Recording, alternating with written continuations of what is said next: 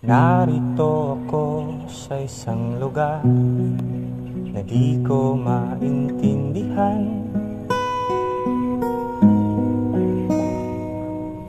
Nakikipagsapalaran sa buhay na ang hantungan ay kawalan. Denumero ang galaw ng tao, bawat gawin ay may presyo. O narito ako sa isang lugar na di ko maintindihan. Daing ng tao'y di pinapansin, nililipad ng hangin. Pangkain sa araw-araw ay di malaman paano pagkakasyahin.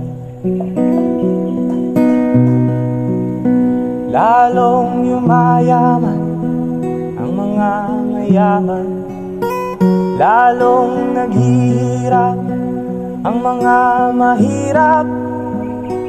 O narito ko sa isang lugar na di ko maintindihan.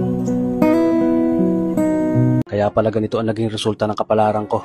Kasi alam ng Diyos na kaya ko. Sa edad kong to, napagod na akong magmadali. Kaya lahat ng ginagawa ko ngayon, ini-enjoy ko na lang. Siguro sa dami na rin ng aking pinagdaanan, napagtanto ko na ang buhay ay mas malawak at mas mahiwaga pa sa mga problemang dumarating sa buhay natin. Tumatanda na tayo, baka sa kakahabol natin sa masagana at maayos na buhay, ay hindi na natin nai-enjoy ang buhay. Baka nabubuhay na lang tayo dahil nape-pressure tayo sa sasabihin ng ibang tao. Marami na rin akong mga naging maling desisyon sa buhay, pero lahat yun nagsilbing aral sa akin. At natuto ako sa mga pagkakamali ko. May mga taong sobra nating mamahalin at bibigyan ng halaga, pero ibabalik lang sa atin ay kabiguan at matinding trauma. Kaya wag nating liliwin ng mga taong tulad nila, dahil mas payapa kapag hindi ka na interesadong malaman pa kung ano pang balita sa kanila. At wag mong idepende ang sarili mo sa kahit kanino. Tandaan mo, kahit sarili mong anino, iiwan ka din nito kapag madilim na ang paligid mo. Kailangan natin matutunan na huwag ikumpara ang sarili natin sa iba, dahil hindi natin laban ang laban nila. Karera mo to, di nila karera. Dahil ang buhay ay hindi naman nasusukat sa kung sino ang mayaman, kundi kung sino ang payapa. Kaya galingan mo lang palagi, tol, dahil napakaraming tao mapanghusga, tihilahin ka pababa. At lagi mo tong tatandaan na makakatanggap ka lang ng pupuri mula sa kanila kapag patay ka na. Ang tunay na kaibigan, nag-aasaran, naglalaitan, pero walang iwanan. Maganda, ang tunay na magkaibigan, parang magnet. Dumidikit sa bakal, hindi sa plastic. Light winds burning low. Only miss the sun when it starts to snow. Only know you love her when you let her go. Hindi ako mabait. Nagpapakabait ako. Walang iya ako. Nasa buong pagkatao ko na yun hanggang kaluluwa.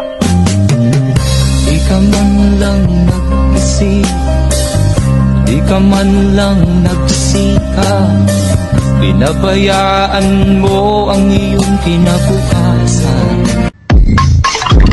Masyado na akong malakas para sa mundo ng mga tao. Kailangan kong makapunta sa mundo ng mga halimaw. Kung kailan mo sinuko yung sarili mo sa mga pagkakamali mo, may inaamin mo lang na tao ka, na nagkakamali ka, natatakot ka, na hindi mo alam kung paano kontrolin yung sarili mo. Pag-amin na lang yun na hindi ka malakas, pero dahil sa pag-amin mong mahina ka, doon ka naging malakas. Woo!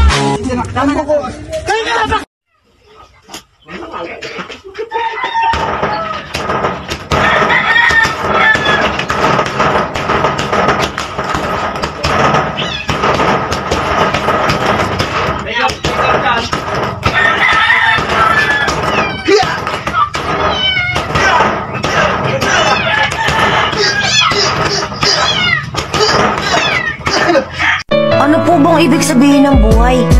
Wala itong ibig sabihin. Magkakaroon lang ito ng kahulugan kung ito ay walang hanggan.